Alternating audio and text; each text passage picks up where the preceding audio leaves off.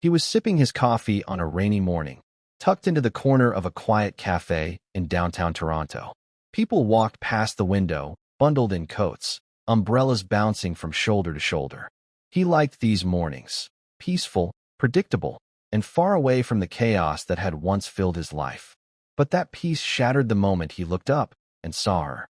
She was standing just outside, soaked from the drizzle, her clothes torn, her hands trembling as she held a cardboard sign close to her chest.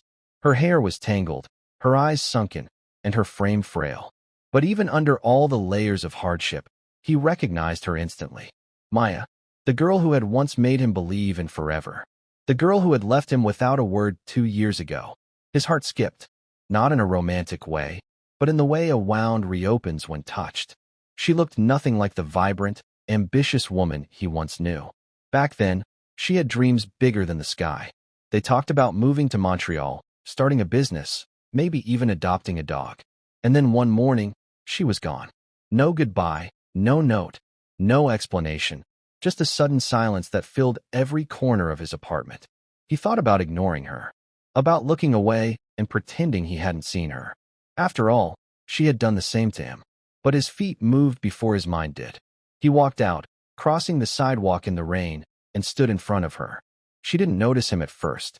She kept her head down, as if too ashamed to meet the eyes of strangers. But when he softly said her name, Maya, she froze.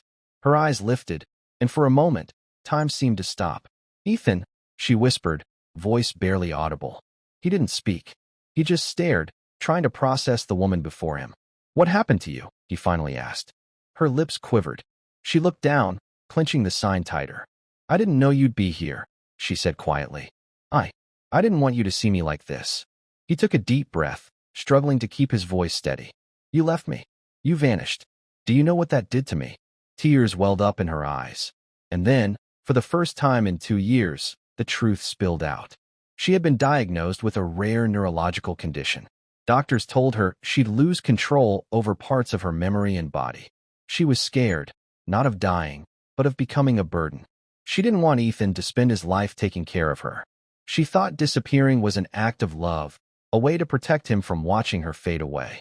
She moved out, changed her number, and stayed in shelters, bouncing from job to job until her condition worsened.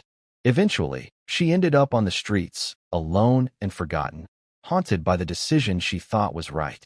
Ethan stood still, shocked, heartbroken. All this time, he had believed she left because she stopped loving him. He never imagined she left because she loved him too much. He didn't say a word. He just stepped forward and wrapped his arms around her. She broke down in his chest, sobbing like a child. Strangers walked by, umbrellas tilted, barely noticing the story unraveling in the rain.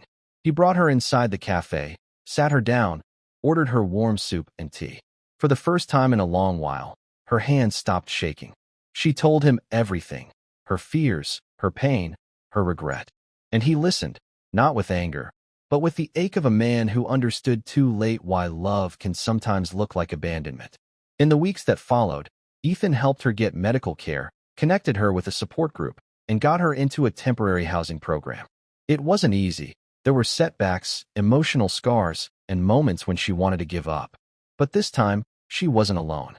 He didn't try to rebuild what they once had. That time was gone. But he stayed. As a friend. As someone who cared. As someone who saw her not as the broken girl outside a cafe, but as the woman who once gave him her heart and didn't know how to keep it safe. The story doesn't end in romance, but in something deeper, redemption. Because sometimes, love isn't about holding on. It's about showing up, even after being left behind. And for Maya and Ethan, that was more than enough.